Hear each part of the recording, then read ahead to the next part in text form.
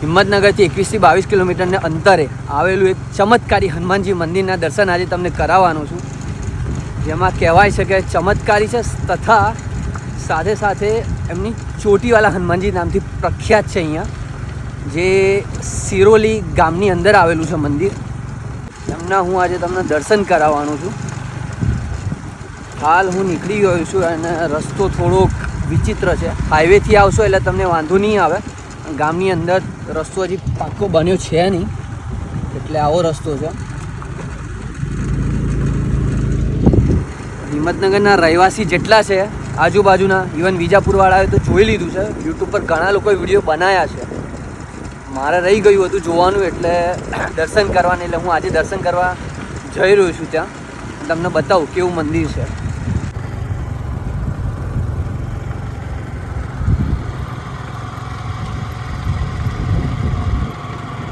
પહેલી નજરે તો એવું લાગ્યું કે રોડ જ પતી ગયો, અને બનાવ્યો છે અહીંયા.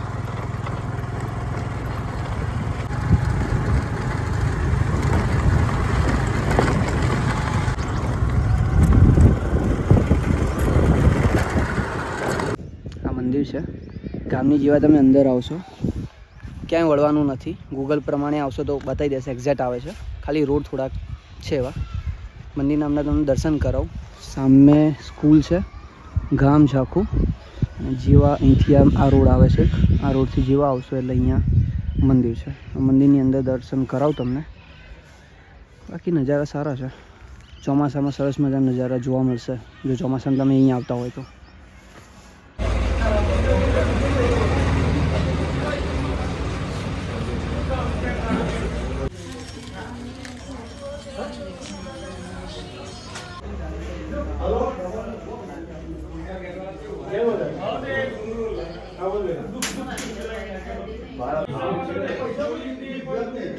અંદરથી પ્રચાર બધું એક થાય છે.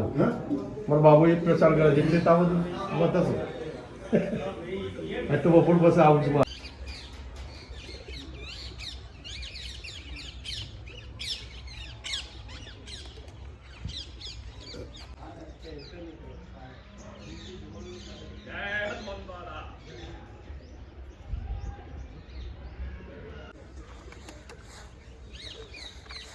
મંદિરની પાછળનો આ એક રોડ જતો હશે આ બાજુ ક્યાંક.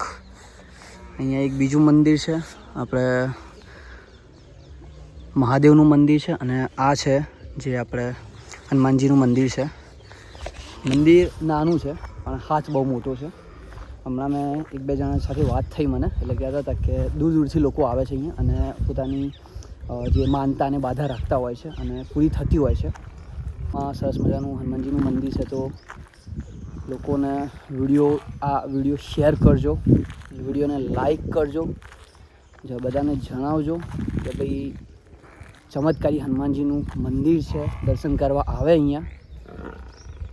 અને ગામડાની ફિલિંગ પણ આવશે, એક વાઇબ આવશે તમને.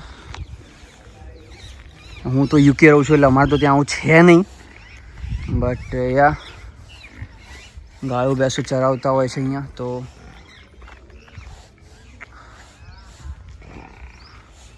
અહીંયા એ લોકોની ગાયો ભેંસોની પરબ બાંધેલી કહેવાય અહીંયા. હા, પાછળ મેં તમને પહેલાં કીધું આખી નદી છે. તો આવી રીતે છે અહીંયા. સારું મંદિર છે. એન્ડ યા જો વિડીયો તમને ગમ્યો તો વિડીયોને લાઈક કરજો, ચેનલને સબસ્ક્રાઈબ કરજો એન્ડ શેર કરવાનું ના ભૂલતા. કોમેન્ટમાં લખજો જય હનુમાન દાદા, જય શ્રી રામ.